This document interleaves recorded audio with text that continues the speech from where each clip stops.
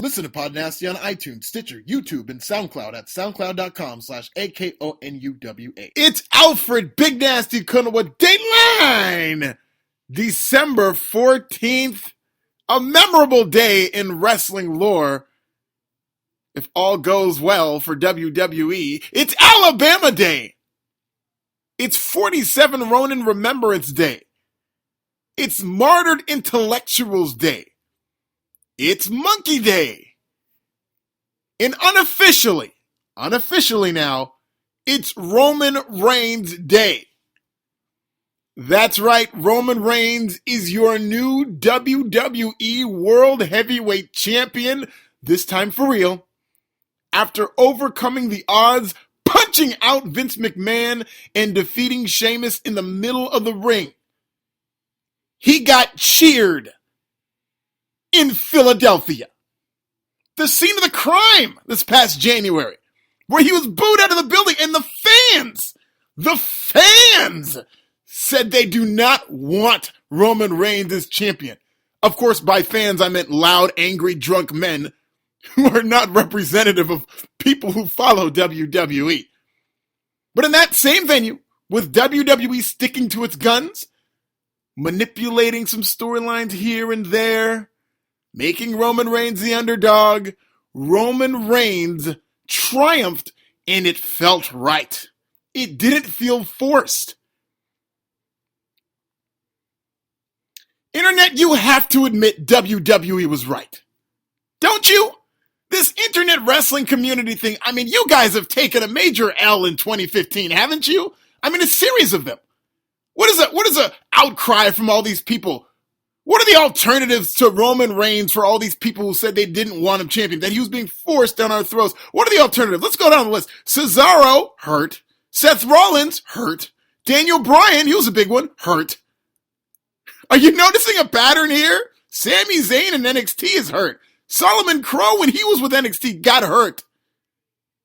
Kevin Owens had to go through knee surgeries. Hideo Itami is hurt. This whole international, artsy, indie pop, independent wrestler experience, it's not really working out, is it?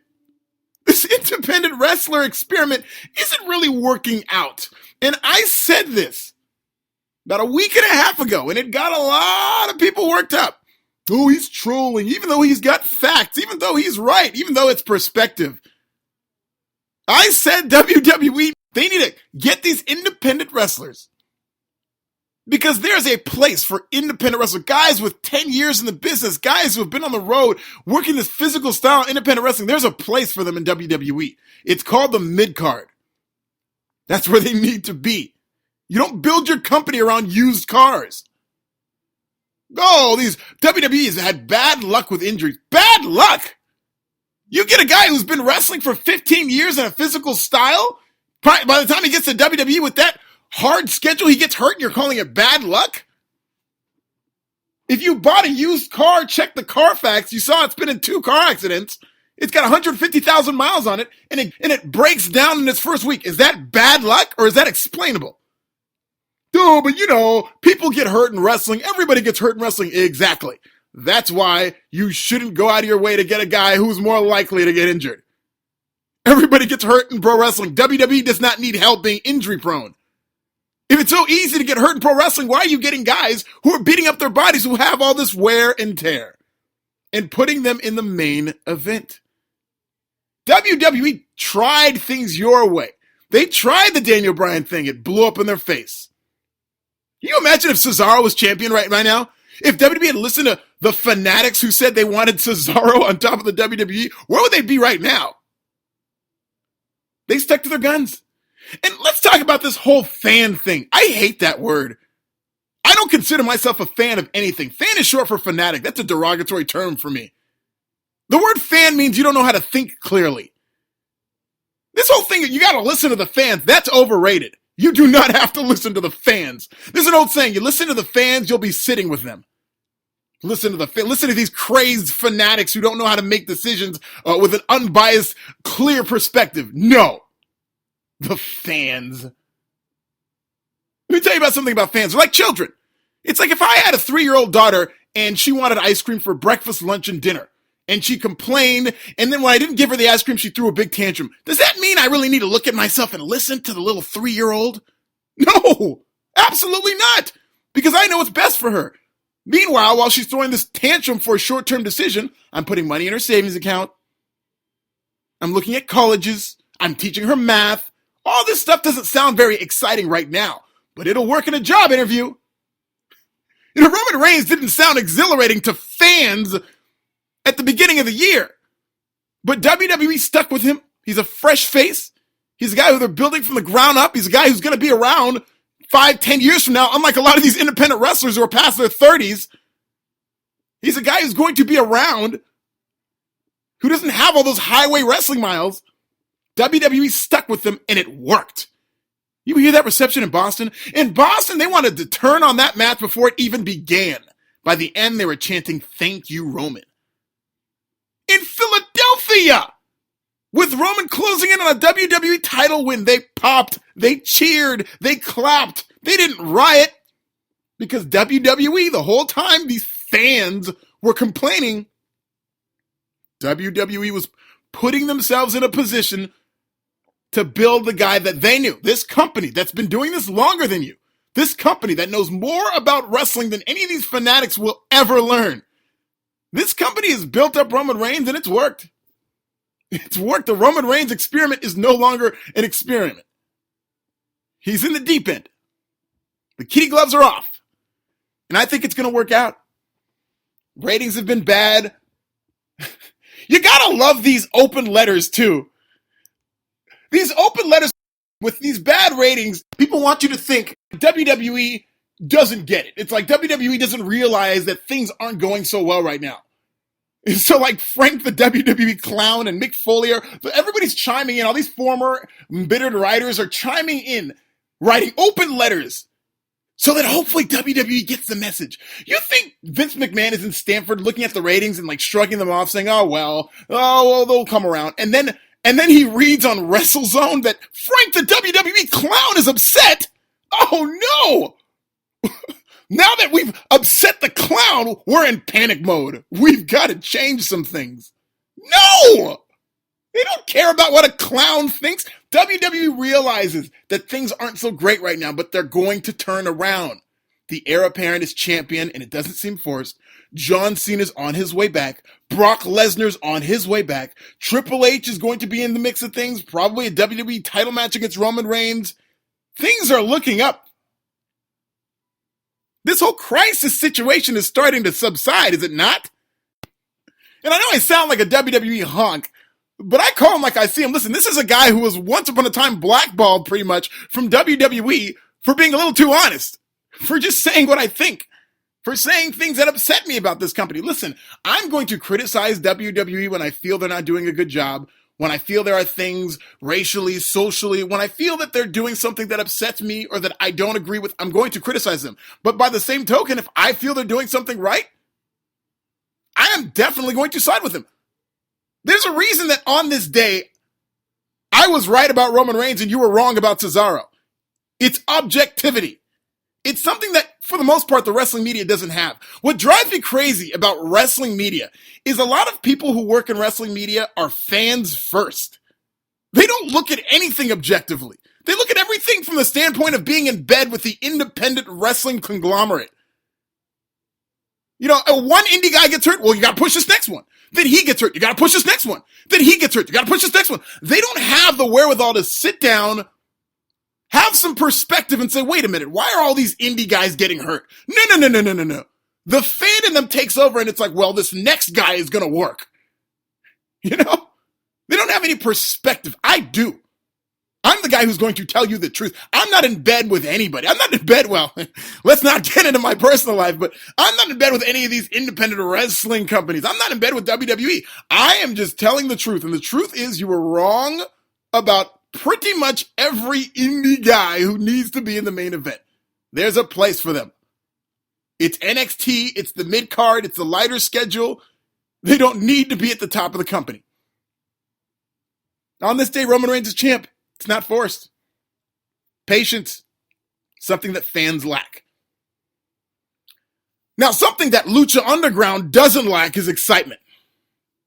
I actually spent the weekend at the Lucha Underground tapings. They were great hosts, hooked me up with VIP seating. I mean, it was incredible. Great venue. Season 2 is going to be incredible. I can't wait to just watch on TV and even go back to some of these live shows because I missed the whole ECW boom in terms of being there live. I watched it on TV and I admired from afar. But being at Lucha Underground in person, to me, is probably what ECW was like. Now, nobody can replicate that, and I don't feel like Lucha Underground is really trying to replicate anything. They're their own thing. They're supernatural. They're doing things in wrestling I've never seen, and it's an incredible product. Lucha Underground, this past weekend, the tapings were phenomenal. And I got to talk to a lot of Lucha Underground's premier talent. I'm going to be rolling out a lot of interviews for you throughout the week.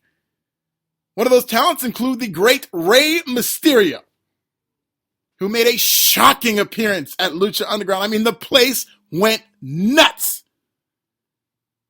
And I got a chance to sit down and talk to Rey about his latest career decision. So without further ado, the first of many Lucha Underground interviews, Alfred Big Nasty Kunwa, Rey Mysterio. How did it feel to be cheered like that? Man, it was insane. I remember finishing the show, and my wife and my daughter were here. We drove back to San Diego. I had to hurry over to watch the Conor McGregor fight. If I would have known it was going to last that long, I would have stayed. But I tell you what, I was literally driving, and I was still on that high. Like I couldn't remove the thought of hearing the crowd over and over. You know, it was just very impressive, very humbling. I felt very honored to have such a welcome here to Lucha Underground. Incredible. Real quick, you mentioned Conor McGregor. Did you have him winning that fight? Are you glad how it turned out? I had him winning that fight. I was just very shocked on how fast it ended. Me too. I mean, still today, Aldo's good. He's one of the best in the world. He is.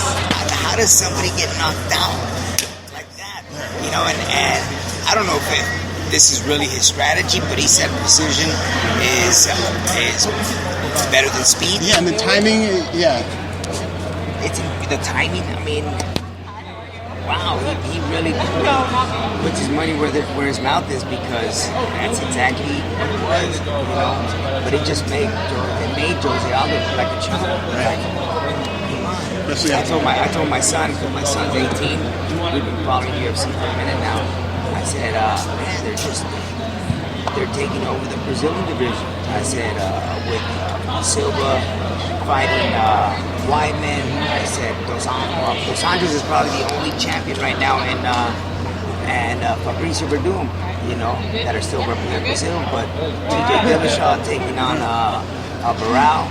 It's like, wow, that's crazy. Changing the guard. Yeah, it is. I enjoy it, though. I enjoy it very much. Actually, you're Rey Mysterio. You could have done anything you wanted. Anywhere you went pretty much would have taken you. What is it about Lucha Underground that made you want to come here? I think this is the style that I grew up with, the style that I started training. This is my base, my fundamentals. I started training when I was 8 years old, and I never dreamt of going to WWE or WCW. You know, my dream was always to want to make it to CMLL, because AAA didn't exist back then. And then next thing you know, AAA started, the opportunity came. My base was always high flying. I wanted to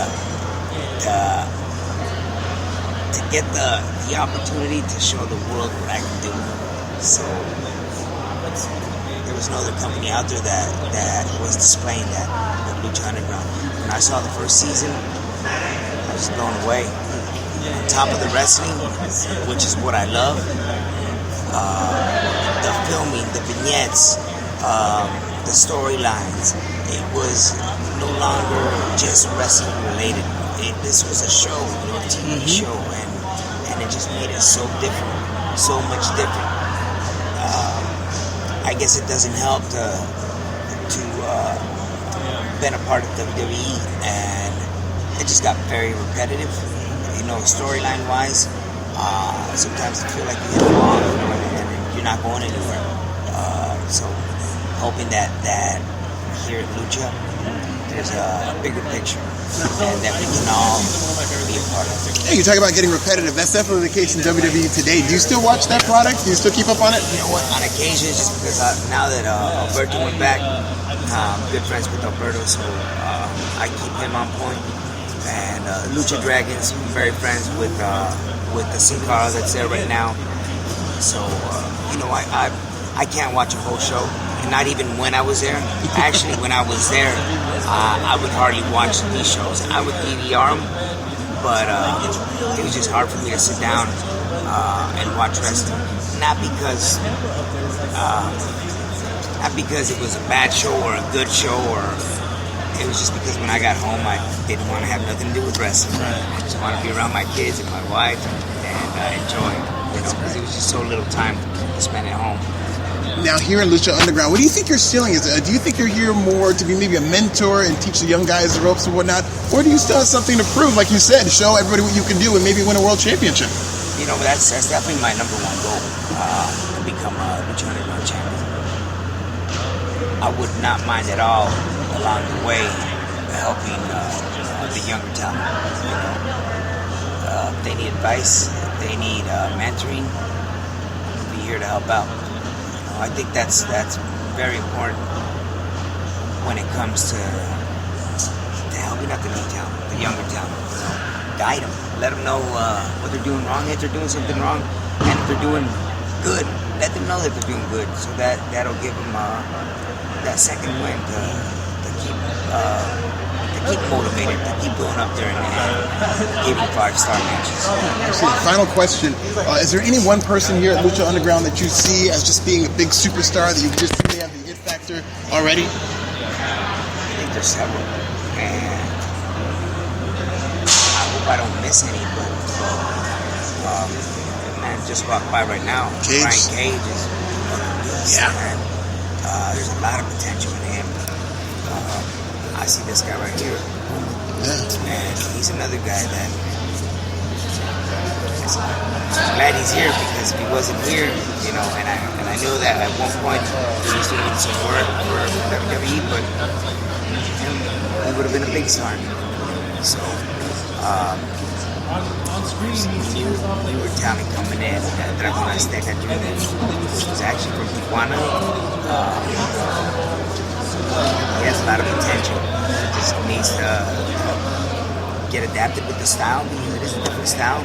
Even though we do lucha libre, we try to incorporate that American-based style of wrestling.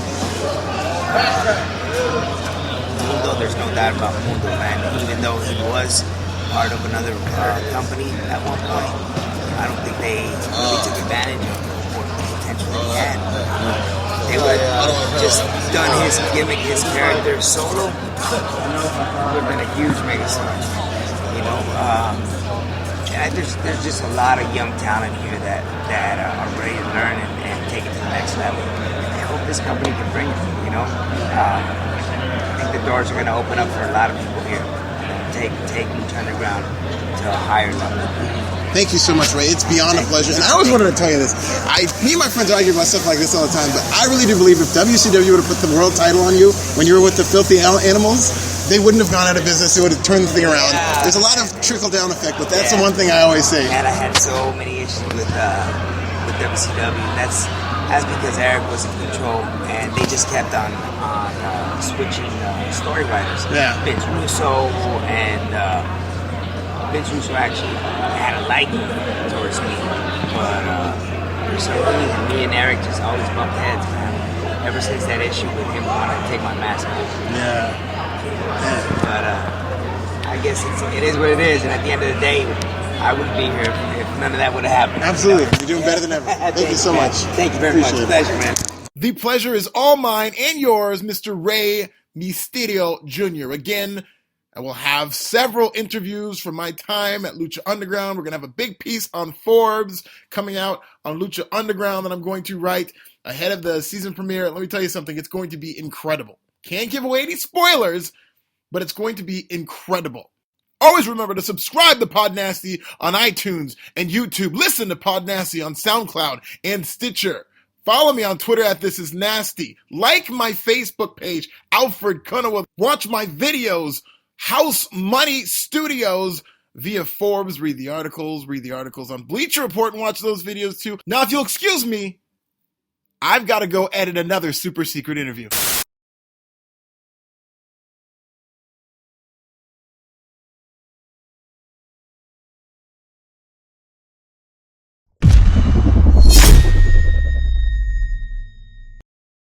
If we needed to, Spike Dudley is only a phone call away. And, so fans on social media have been asking me that question. When are we going to see Spike? When are we going to